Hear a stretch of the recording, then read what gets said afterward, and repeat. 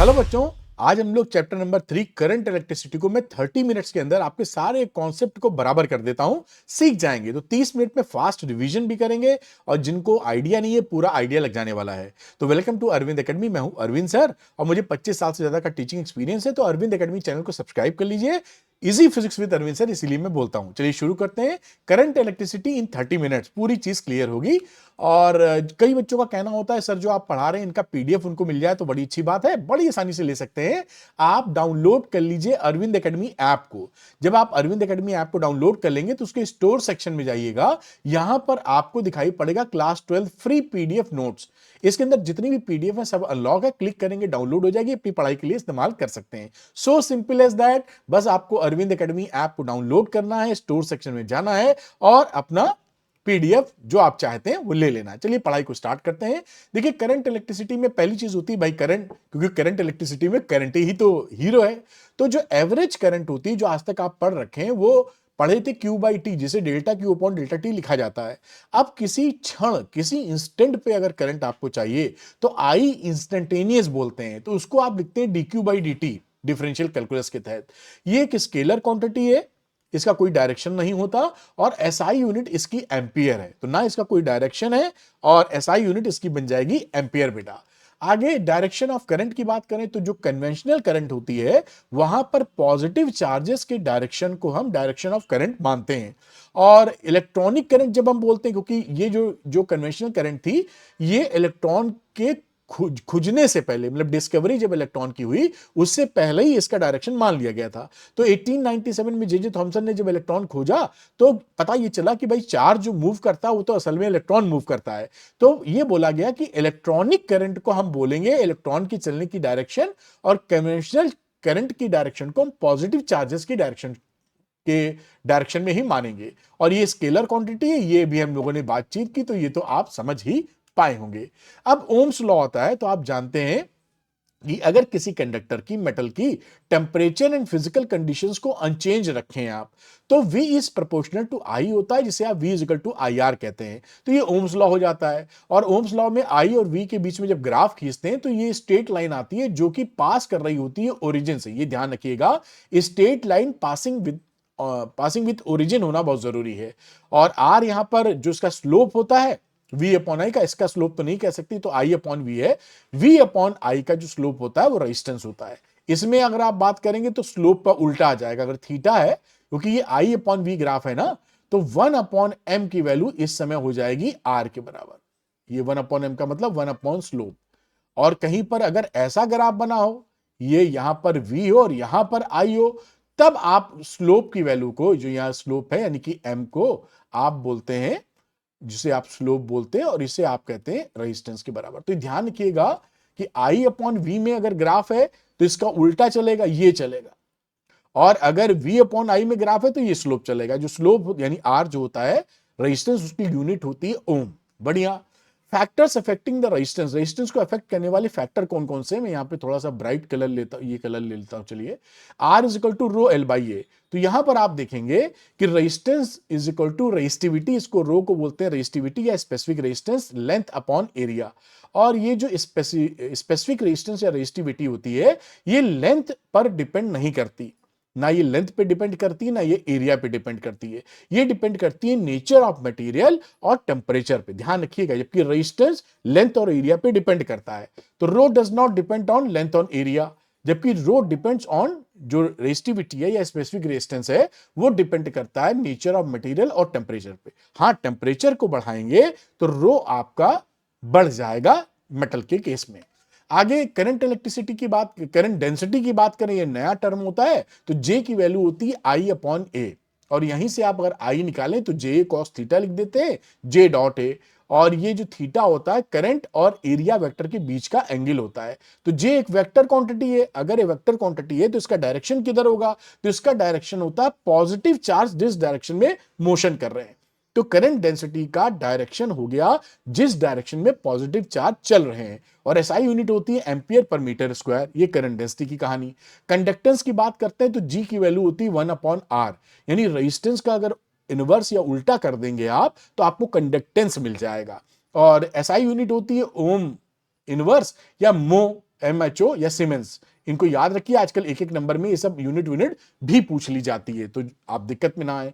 Conductivity की बात करें तो कंडक्टिविटी होती है 1 अपॉन रेजिस्टिविटी, यानी रेजिस्टिविटी को उल्टा कर दीजिए, 1 अपॉन कर दीजिए तो कंडक्टिविटी मिल जाएगी। और इसकी एसआई यूनिट होती है सीमेंस पर मीटर, या ओम -1 मीटर -1, या मो M-1। इस तरीके से इसकी यूनिट भी ध्यान रखनी आजकल जरूरी हो गई है। अच्छा, जो आप एक तरीके से जो V = IR लिखते थे, मोटे तौर पे ये बोलते हैं कि ये ओम्स लॉ का स्केलर फॉर्म है। ये क्या है? Scalar form. और ओम्स लॉ को वेक्टर फॉर्म भी होता है, ये आपके एग्जाम में पूछा जाता है कि लिखिए vector form of Ohm's law. तो इसमें जो क्वांटिटीज इस्तेमाल होती है V, I, R, ये सारी स्केलर क्वांटिटी है। और वेक्टर फॉर्म में, ये देखिए वेक्टर फॉर्म में E = रो J यूज होता है। E आपकी स्केल वेक्टर क्वांटिटी और J भी वेक्टर क्वांटिटी, इसलिए इसको वेक्टर फॉर्म बोलते हैं। E होता है इलेक्ट्रिक फील्ड और J आपने देखा था करंट डेंसिटी, और रो था स्पेसिफिक रेजिस्टेंस या रेजिस्टिविटी। और इसी का फॉर्म लिखे तो J = सिग्मा इंटू E लिख सकते हैं, क्योंकि इसको नीचे ले जाओगे 1 अपॉन रो तो सिग्मा के बराबर हो जाएगा। स्केलर फॉर्म मैंने बताया। तो ओम्स लॉ के दो फॉर्म, एक स्केलर एक वेक्टर। स्केलर में V = IR मोटे तौर पे कह सकते हैं, और वेक्टर की बात करेंगे तो ये वेक्टर वाला याद रखिएगा, एग्जाम के लिए काफी महत्वपूर्ण होता है बेटा। अब ohmic and non ohmic conductors, तो जो कंडक्टर्स ओम्स लॉ को फॉलो करते हैं उनको बोलते हैं ओमिक कंडक्टर्स, और जो ओम्स लॉ को फॉलो नहीं करते हैं वो नॉन ओमिक कंडक्टर्स होते हैं। अगर हम इनका ग्राफ बनावें तो जो ओम्स लॉ फॉलो करेगा वो V और I में स्ट्रेट लाइन होगी जो कि ओरिजिन से पास होगी, तो वो ओम्स लॉ वाला ग्राफ हो गया। अगर वो स्ट्रेट लाइन है लेकिन ओरिजिन से पास नहीं हो रही है तो ये नॉन ओमिक कंडक्टर है। या स्ट्रेट लाइन ही ना हो, कोई कर्व हो, टेढ़ा मेढ़ा हो, बात खत्म। तो ये मैंने बात यहां लिखी है, VI graph is a straight line passing through the origin, तब हम बोलेंगे ये ओमिक कंडक्टर है। और non ohmic conductor straight line breach कर गई, यानी स्ट्रेट लाइन को चेंज कर दिया, कर्व नेचर ले लिया, या स्ट्रेट लाइन है लेकिन ओरिजिन से नहीं जा रही है, वो भी नॉन ओमिक कंडक्टर्स होता है। आपके यहां पर एग्जांपल्स क्या हैं उसके? तो मेटालिक कंडक्टर्स को जब आप ज्यादा देर के लिए करंट फ्लो कराते हैं तो हीट अप हो जाता है, तो हीटिंग के बाद ये कर्व चेंज कर देता है। और आप सेमीकंडक्टर में पढ़ेंगे तो पीएन जंक्शन डायोड, वो भी एक नॉन ओमिक कंडक्टर्स हैं, वहां फॉरवर्ड बायस रिवर्स बायस वगैरह आप पढ़ते हैं। तो और straight line not passing through the origin is also is the non ohmic conductors. अब आती है drift velocity and relaxation time. तो ड्रिफ्ट वेलोसिटी का फॉर्मूला आप याद रखिएगा बेटा, VD = -E इलेक्ट्रॉन का चार्ज और कैपिटल E यानी कि electric field, tau upon M। Tau क्या है? Relaxation time. रिलैक्सेशन टाइम क्या होता है? एक इलेक्ट्रॉन की जो दो टक्करों के बीच में लगने वाला एवरेज टाइम। इलेक्ट्रॉन की टक्कर होगी, आगे बढ़ेगा, तो दो लगातार होने वाली टक्करों के बीच में जो एवरेज टाइम होता है उसे बोलते हैं रिलैक्सेशन टाइम। M है मास ऑफ इलेक्ट्रॉन, ये इलेक्ट्रिक फील्ड है। तो ड्रिफ्ट वेलोसिटी क्या होती है? ये डेफिनेशन लिखी है, it may be defined as the average velocity. ध्यान रखिएगा, ये एक्सीलरेटेड वेलोसिटी नहीं होती है, ये एवरेज वेलोसिटी होती है, gained by the free electron, जो फ्री इलेक्ट्रॉन द्वारा गेन की जाती है of a conductor in the opposite direction of externally applied electric field. ये जो माइनस साइन है ये बता रहा है इलेक्ट्रिक फील्ड की विपरीत दिशा में ड्रिफ्ट वेलोसिटी होगी। और रिलैक्सेशन टाइम मैंने बता ही दिया, दो लगातार होने वाली टक्करों के बीच में लगने वाला समय is known as a relaxation time for the electron. बढ़िया। अब relation between electric current and drift velocity, ये फॉर्मूला बड़ा इंपॉर्टेंट है बेटा, और इस पे आपके 2 नंबर 3 नंबर तक के सवाल आते हैं। यहां पर इस n को याद रखिएगा, ये n में कई बच्चे गलती करते हैं। तो ये n क्या है? इलेक्ट्रॉन डेंसिटी, मतलब number of electron per unit volume. कितने इलेक्ट्रॉन है पर यूनिट वॉल्यूम, उसे हम n बोलते हैं। और वेक्टर फॉर्म में इसी को लिखा जाएगा तो J = NeVD लिखा जाता है, तो इसको भी आप याद करके रखें। डिडक्शन ऑफ ओम्स लॉ, तो ये आप जब ओम्स लॉ को डिड्यूस करते हैं ड्रिफ्ट वेलोसिटी से तो ये वैल्यू आती है R = ml Ne² tau into A. ये भी आजकल इस पे सवाल आने लगे हैं, तो ये फॉर्मूला अगर याद ना हुआ तो आप इसके इफेक्ट को नहीं देख पाएंगे। तो ये डिडक्शन ऑफ ओम्स लॉ है, ये फॉर्मूला आप याद करके रखिए। अब ये resistivity in terms of electron and relaxation time, ये रिलैक्सेशन टाइम हो गया, ये इलेक्ट्रॉन की बातचीत हो गई, इलेक्ट्रॉन डेंसिटी। तो रो = M/Ne² इंटू टाउ, ये फॉर्मूला भी आपके दिमाग में चढ़ा होना चाहिए। Mobility of charge carrier and relation with current, देखिए मोबिलिटी क्या चीज होती है? मोबिलिटी होता है कि यूनिट इलेक्ट्रिक फील्ड में जो ड्रिफ्ट वेलोसिटी होती है उसे ही हम बोलते हैं mobility of charge carrier. Mobility का सिंपल मतलब कितना वो तेजी से चल ले रहा है। तो यूनिट इलेक्ट्रिक फील्ड में वीडी की जो वैल्यू आ जाएगी उसे हम बोलेंगे मोबिलिटी। माउ म्यू से उसको शो करते हैं, वीडी अपॉन ई। म्यू है क्या? मोबिलिटी। और इलेक्ट्रिक करंट से इसका रिलेशन क्या होता है? I is equal to N E A mu into E. इसको भी याद रखिए, जगह जगह ये लगता रहता है। टेम्परेचर डिपेंडेंस ऑफ रेजिस्टिविटी, जैसा मैंने बताया था कि जो रेजिस्टिविटी होती है वो केवल नेचर ऑफ मटेरियल की, वो स्टील से बना है, एल्युमिनियम है, कॉपर है, इस पे डिपेंड करेगी और टेम्परेचर पे डिपेंड करेगी। अगर टेम्परेचर किसी का बढ़ाते हैं तो मेटल के केस में क्या होता है, रेजिस्टिविटी बढ़ जाती है। लेंथ और एरिया को चेंज करने पर आपके रेजिस्टिविटी पे कोई फर्क नहीं पड़ता। कोई कह दे कि अगर मान लीजिए किसी कंडक्टर की जो लेंथ एल है और इसकी लेंथ को हम बढ़ा के 2L कर देते सपोज, तो इसकी एक बार सवाल आ चुका है, इसकी रेजिस्टिविटी रो थी तो इसकी कितनी हो जाएगी, इसकी भी रेजिस्टिविटी। सवाल ये था कि दोनों की रेजिस्टिविटी का रेशियो बताइए, ये था। तो ये 1:1 होगा। ये सवाल था, बोर्ड में आया हुआ। तो अगर आप लेंथ बढ़ा रहे हैं तो रेजिस्टिविटी पे कोई फर्क नहीं पड़ेगा। फर्क किस पे पड़ेगा? आर पे फर्क पड़ेगा, रेजिस्टेंस पे। तो इन मेटल्स रेजिस्टिविटी, टेम्परेचर बढ़ाने पे रेजिस्टिविटी बढ़ती है। सेमीकंडक्टर के केस में बड़ा इंपॉर्टेंट है, जब आप टेम्परेचर को बढ़ाते हो तो रेजिस्टिविटी घटती है। सेमीकंडक्टर में टेम्परेचर बढ़ाने पर रेजिस्टिविटी घटती है, कंडक्टिविटी बढ़ती है। ध्यान रखना, उल्टा हो रहा है। इलेक्ट्रोलाइट्स में भी टेम्परेचर बढ़ाने पर रेजिस्टिविटी घट जाती है बेटा। मेटल्स के केस में ये फॉर्मूला बड़ा इंपॉर्टेंट, अक्सर हर 2 साल में एक सवाल इससे, एक 2 साल में एक बार जरूर ये सवाल आता है। Rho is equal to rho naught 1 plus alpha T minus T naught. और अल्फा की वैल्यू इससे, इसी फॉर्मूले से ये अल्फा निकाल लिया गया है। Rho minus rho naught T minus T naught, इसे बोलते हैं कोफिशिएंट ऑफ रेजिस्टिविटी और इसकी यूनिट होती है पर डिग्री सेंटीग्रेड। इसे बोलते हैं कोफिशिएंट ऑफ रेजिस्टिविटी। अब ये ग्राफ भी कई बार पूछा जा चुका है। देखिए इस ग्राफ में बताया गया है, ये मेटल का मतलब, ये मेटल का ग्राफ है, कॉपर एक मेटल होता है। और नाइक्रोम की बात करें तो नाइक्रोम एक एलॉय होता है। तो मेटल के केस में देखिए टेम्परेचर है इस तरफ और इस तरफ रेजिस्टिविटी है। और टेम्परेचर ये केल्विन में है, 50, 100, 150 में। तो जैसे जैसे टेम्परेचर आप बढ़ाते हैं, देखिए बहुत तेजी से रेजिस्टिविटी इसकी बढ़ रही है। इसी को बोलते हैं कि अल्फा इसका पॉजिटिव इन नेचर है। अल्फा पॉजिटिव होने का मतलब टेम्परेचर बढ़ाने पर रेजिस्टिविटी का बढ़ना। अब हम नाइक्रोम के केस में आते हैं। यहां पर देखिए डिफरेंस 200 का है, 200, 400, 600, 800। अगर आप टेम्परेचर बढ़ाते हैं तो इसकी रेजिस्टिविटी बहुत कम बढ़ती है। ये गैप देखिए 200 का, यहाँ 85 का गैप था, तो ये बहुत कम। यानी एलॉयज के केस में, इस ग्राफ को भी याद रखिए, इस ग्राफ को भी, एलॉयज के केस में टेम्परेचर बढ़ाने पर रेजिस्टिविटी बहुत कम बढ़ती है। यानी टेम्परेचर डिपेंडेंस एलॉयस का बहुत कम होता है, मेटल्स का तगड़ा होता है। इसलिए ये दोनों ग्राफ आपके एग्जाम के लिए काफी इंपॉर्टेंट है। और जो सेमीकंडक्टर होते हैं उनका अल्फा नेगेटिव होता है, कोएफिशिएंट ऑफ रेजिस्टिविटी। इसका क्या मतलब है? टेम्परेचर बढ़ाने पर रेजिस्टिविटी घट जाना, मेटल्स में बढ़ जाना तो अल्फा पॉजिटिव, सेमीकंडक्टर में टेम्परेचर बढ़ाने पर रेजिस्टिविटी घट जाना तो अल्फा नेगेटिव। बहुत अच्छी बात। सेमीकंडक्टर के लिए जहां पे अल्फा नेगेटिव था, वहां पे देखिए टेम्परेचर बढ़ाने पर आपका रो घट रहा है। ये देखिए इस, that is very important graph. और इस ग्राफ को भी आपके दिलो दिमाग पे छाए रहना चाहिए। हीटिंग इफेक्ट ऑफ करंट जानते हैं, जूल्स लॉ ऑफ हीटिंग आपने 10th में भी पढ़ा था। H इक्वल टू VIT या इसी के बाकी फार्मूले I²RT या V²T/R। इससे हीटिंग इफेक्ट, जब करंट फ्लो होती है तो करंट फ्लो होती है तो उससे हीट पैदा होती है, इसी को बोलते हैं heating effect of current. Electric power की बात करते हैं तो पावर का फॉर्मूला क्या होता है? W/T। यानी जो ये W की जगह आप E भी लिख सकते हैं, इलेक्ट्रिकल पावर। तो the rate of electrical energy per unit time is known as a electrical power. VI या I²R या V²/R। और कमर्शियल यूनिट जो पावर की होती है वो हॉर्स पावर की होती है, हॉर्स पावर होती है। एक हॉर्स पावर की वैल्यू 746 वॉट के बराबर होता है। ये ध्यान रखिए, अगर ये कन्वर्जन कहीं आ जाए और आपको याद ही नहीं है तो कन्वर्ट करना भारी पड़ सकता है। तो 1 horse power equal to 746 watt. ये कमर्शियल यूनिट जो आपके घरों के लिए होती है, जैसे बिजली के मीटर, ये पुराने वाले तो अब लगते नहीं है, आजकल तो डिजिटल वाले स्मार्ट मीटर लग रहे हैं। लेकिन फिर भी इसमें जो 1 यूनिट बिजली होती है उसका मतलब होता है 1 किलोवाट आवर।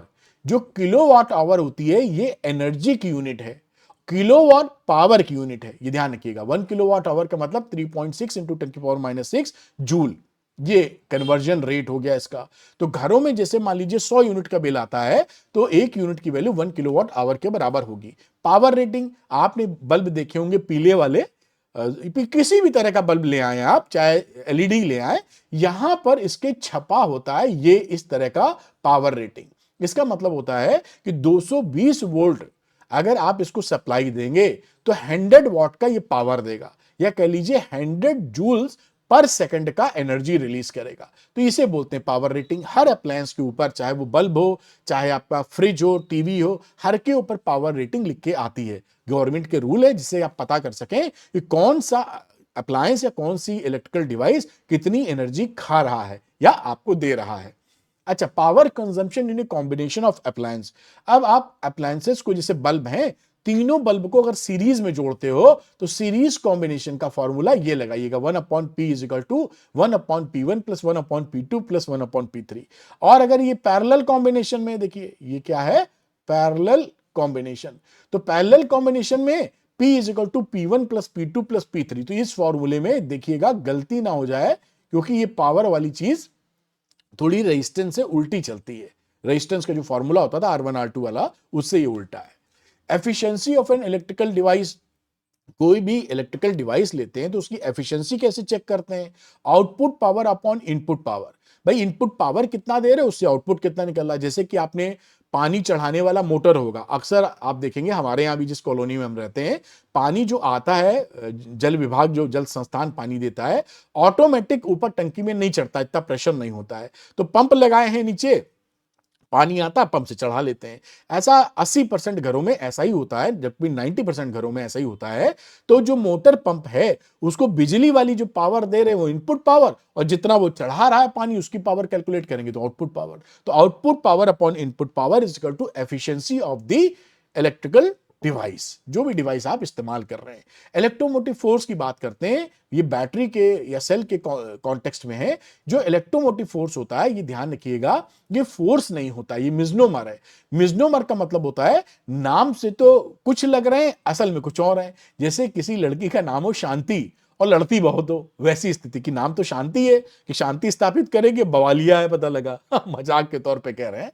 तो ऐसे ही यहां पर इलेक्ट्रोमोटिव फोर्स है, तो नाम में फोर्स है लेकिन ये फोर्स नहीं है। तो ये E is equal to W/Q।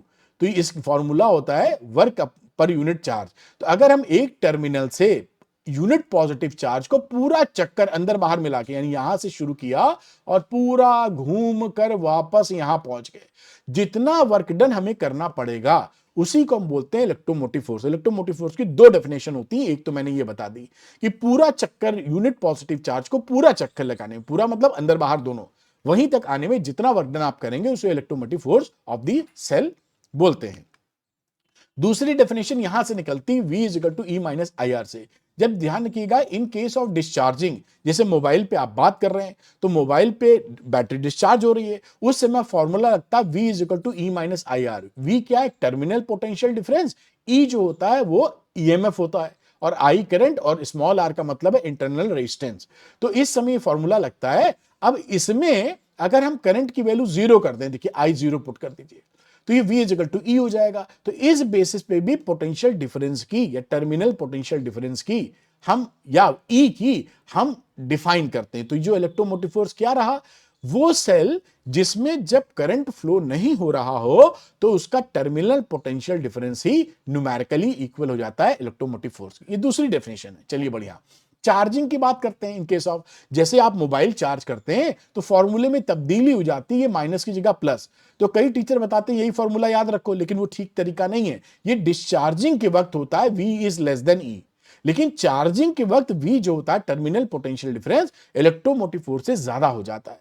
Terminal potential difference का मतलब क्या है बेटा? ये बैटरी के दो टर्मिनल है ना, यहां मान लो ये प्लेट लगी है और ये प्लेट लगी है, और ये मान लो आपने उसमें इलेक्ट्रोलाइट भरा हुआ है। इस A और B के बीच में जो पोटेंशियल डिफरेंस होता है उसे बोलते हैं V, या VAB लिख देता हूं। और यहां वाली चक्कर में ऐसे घूम के जो आता है वो इलेक्ट्रोमोटिव फोर्स होता है। ये बेसिकली बड़ा आसान सी बात रहती है। Internal resistance of a cell, अब ये जो जब चार्जेस मूव करते हैं इस इलेक्ट्रोलाइट के अंदर, तो इलेक्ट्रोलाइट अपोजिशन देता है। तो जो अपोजिशन चार्जेस को मिल रहा है वही इंटरनल रेजिस्टेंस क्रिएट कर देता है। इंटरनल रेजिस्टेंस किन चीजों पे डिपेंड करता है? नेचर ऑफ द इलेक्ट्रोलाइट, भाई किस तरह का इलेक्ट्रोलाइट है ये डिपेंड करेगा कि ये R की वैल्यू कम है कि ज्यादा। It is directly proportional to the concentration of electrolyte. अगर मान लीजिए कंसंट्रेशन ज्यादा है तो आर की वैल्यू बढ़ जाएगी। ये याद रखिएगा, वाइवा में भी ये क्वेश्चन पूछे जाते हैं एग्जाम के साथ साथ। It is directly proportional to the distance between the two electrodes. अगर इन दोनों इलेक्ट्रोड्स के बीच में ज्यादा दूरी है तो ज्यादा चलना पड़ेगा, आर ज्यादा हो जाएगा, small R. It varies inversely as the common area of the electrodes immersed in the electrolyte. और इलेक्ट्रोलाइट में जो डूबे हुए पार्ट हैं वो ज्यादा हो जाएगा उसका एरिया, तो स्मॉल आर की वैल्यू कम हो जाएगी। तो it increases with the decrease in temperature of the electrolyte. अगर आप टेम्परेचर को बढ़ाते हैं तो आर की वैल्यू कम हो जाती है, क्योंकि इसकी कंसंट्रेशन कम हो जाता है। ये आर की बातचीत की गई है, जिसे आप अच्छे से पकड़ के जरूर रखें। अब characteristics curve for a cell, एक सेल के लिए E versus R, V versus R और वी वर्सेस आई को हम बोलते हैं कैरेक्टरिस्टिक ग्राफ्स। तो ये आजकल पूछे बहुत जाने लगा है, तो जल्दी से इस पे भी निगाह डाल लेते हैं। ये देखिए पहला ग्राफ है, यहाँ पे ये ई वर्सेस आर है, यहाँ पे देखिए ई है ईएमएफ और ये एक्सटर्नल रेजिस्टेंस। तो एक्सटर्नल रेजिस्टेंस को आप बढ़ाइए घटाइए, उससे कुछ फर्क नहीं पड़ता आपकी ईएमएफ पे, तो ईएमएफ कांस्टेंट रहता है। तो E is independent from R, इसको पकड़ के रखिए आप, है ना। दूसरी बात करते हैं V वर्सेस R। ये देखिए ये V है और यहां पर R है। तो V वर्सेस R में इस तरह का कर्व आता है, जीरो से स्टार्ट होता है। जब इंटरनल रेजिस्टेंस एक्सटर्नल रेजिस्टेंस के बराबर हो उस समय वोल्टेज की वैल्यू E/2 के बराबर होती है, ईएमएफ का आधा। और ईएमएफ के बराबर पहुंचने के लिए रेजिस्टेंस इनफाइनाइट होना चाहिए, तब ये वैल्यू बनती है। तो ये ग्राफ याद रखिएगा, V वर्सेस R का ग्राफ हो गया। अब तीसरा ग्राफ और इंटरेस्टिंग है, जो कि है V वर्सेस I। ये देखिए V है और इधर I है। एक स्ट्रेट लाइन मिलती है सेल के केस में, यहां से बनाया गया V equal to E minus I R, V equal to minus R I plus E. यहां से V हो गया Y एक्सेस पे और I हो गया X एक्सेस पे। तो इसका जो स्लोप होता है, ये जो स्लोप आएगा वो माइनस आर के बराबर होता है। यानी इस ग्राफ का अगर आप स्लोप निकाल लेंगे तो माइनस आर के बराबर, कभी कभी ग्राफ वाले क्वेश्चन आते हैं उसमें मदद करेगा। और Y एक्सेस पे जहां पर ये कट कर रहा है, यहां पर करंट की वैल्यू जीरो है, तो ये V के बराबर हो जाता है E नॉट के इस पॉइंट पर। तो इस ग्राफ को पकड़ रही है, ये है V वर्सेस I ग्राफ, जैसे आपका दिमाग में आ जाए। Combination of cell, series, parallel, mix, तीन तरह के कॉम्बिनेशन किए जाते हैं। सीरीज कॉम्बिनेशन इस तरह का है जहां पर एक का निगेटिव टर्मिनल, ये निगेटिव ये पॉजिटिव, दूसरे पॉजिटिव से, बाजू वाले के पॉजिटिव से कनेक्ट हो, फिर दूसरे का निगेटिव तीसरे के पॉजिटिव से, ऐसे कॉम्बिनेशन को बोलते हैं सीरीज कॉम्बिनेशन। सीरीज कॉम्बिनेशन में ई इक्विवेलेंट की वैल्यू होती है E1 प्लस E2 और इंटरनल रेजिस्टेंस को भी सिंपली R1 प्लस R2 आप जोड़ के लिख देते हो। अच्छा, कंडीशन फॉर मैक्सिमम करंट कितनी होती है सीरीज कॉम्बिनेशन में? देखिए N सेल्स लगाए हैं, सबके सब सीरीज में हैं और आइडेंटिकल सेल हैं, एक सेल जैसा है वैसा सारे सेल हैं। तो I is equal to NE upon R plus NR, ये करंट की वैल्यू होती है, इसको याद रखिए, फटाफट सवाल निकलेंगे। और I मैक्स कितना होगा, मैक्सिमम करंट कब होगी, NE अपॉन R के बराबर। यानी कि एक्सटर्नल लोड, ये जो R है, ये जब टोटल इंटरनल रेजिस्टेंस से काफी बड़ा होता है तो आपको I मैक्स मिलती है। कंडीशन ये इसी की बात लिख भी दी है। ये हो गई सीरीज कॉम्बिनेशन की बात। अब हम कहते हैं combination of cells, combination in parallel combination. Parallel combination में जब दोनों का एक पॉजिटिव टर्मिनल एक जगह लगा हो और निगेटिव टर्मिनल एक पॉइंट पे लगा हो, ऐसे कॉम्बिनेशन को बोलते हैं पैरेलल कॉम्बिनेशन। अगर दो, अक्सर आपके एग्जाम में दो सेल वाली चीजें आ जाती हैं, तो दो सेल के लिए इक्विवेलेंट ईएमएफ पूछा जाए तो E1 R2 plus E2 R1 upon R1 plus R2 से निकाल लीजिएगा। और इन जनरल अगर दो सेल नहीं है, मान लीजिए 3, 4, 5 या कुछ भी है, तो उसके लिए ये फॉर्मूला आप ध्यान रखिएगा, E equivalent upon R equivalent E1 upon R1 plus E2 upon R2 and so on. और 1 अपॉन R इक्विवेलेंट कैसे चलेगा, 1 upon R1 plus 1 upon R2 and so on. और E इक्विवेलेंट सीधे निकालना हो, दो से ज्यादा अगर इन जनरल, तो E1 upon R1 plus E2 upon R2 so on upon 1 upon R1 plus 1 upon R2। और दो के लिए ये तेजी से निकाल देता है, जिससे फटाफट आप सवालों को सॉल्व कर सकें। अच्छा, इसके लिए कंडीशन फॉर मैक्सिमम करंट, तो I की वैल्यू होती है ME upon MR plus R। और I मैक्स कब आएगा, ME अपॉन N। M क्या है, M सेल्स लगे हुए हैं, सबके सब आइडेंटिकल इन नेचर है, एक जैसे मतलब। तो जब total external resistance R total internal resistance जो कि R बाई N है से काफी छोटा होता है, तब आपको मैक्सिमम करंट मिलती है और उसकी वैल्यू होती है ME अपॉन R। यही बात यहां लिखी है, इसको पकड़ के जरूर रखिए, दिमाग में पूछा पाछा जाता है। अच्छा, अब मिक्स्ड कॉम्बिनेशन की बात की जाए तो इसमें N सेल्स सारे आइडेंटिकल हैं, N सेल्स लगे हैं रो में और ऐसी M रोज हैं। तो ये मिक्स्ड ग्रुपिंग हो गई। इसके अंदर करंट की वैल्यू ये होती है MnE और Mr प्लस NR के बराबर। I max कब मिलता है? ये I max की value Me upon 2R Ne upon 2 capital R। ये तब होता है जब total external resistance total internal resistance के बराबर हो। Total internal resistance NR upon M होता है, ये कंडीशन होती है। और I max की वैल्यू ये होती है मिक्स्ड कॉम्बिनेशन के लिए।